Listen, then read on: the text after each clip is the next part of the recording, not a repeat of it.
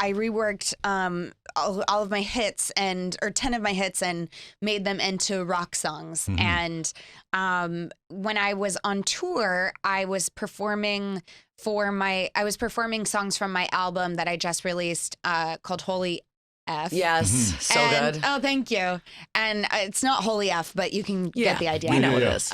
And so when I was on tour, I was performing songs and that were rock, and I wanted my older songs to match because I didn't want to do rock songs and then like a R&B pop song. Right. So I did it to match, and my fans really enjoyed that. Yeah. So I was like, you know what? I'll just rework them. Whoa, this is pumping. Pump this up to pump this up. Thank I think you did a really, really, really good job. Thank you so much. Yeah, man. It's a cool take on like a greatest hits kind of situation. I always feel weird saying greatest hits, but they are. But yeah, they're my biggest songs, and I reworked them, and it was a cool way to revamp them. Was it challenging or no? It kind of flowed when you started to redo them? Most of them were flowing, but some of them, like Tell Me You Love Me, was kind of hard because that's such a soulful record. I want to hear that one. Yeah. That I had to rework it in a way that fit the record and was familiar and still sung the same,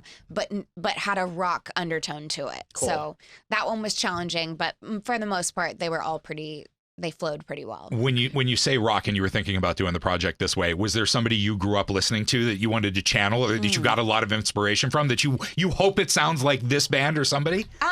There wasn't anyone in particular, but I did grow up in the emo scene and listening to the bands that would play on Warped Tour and all of that. So I grew up listening to rock and among other genres of music, but that one I really gravitated to, especially in my early teens.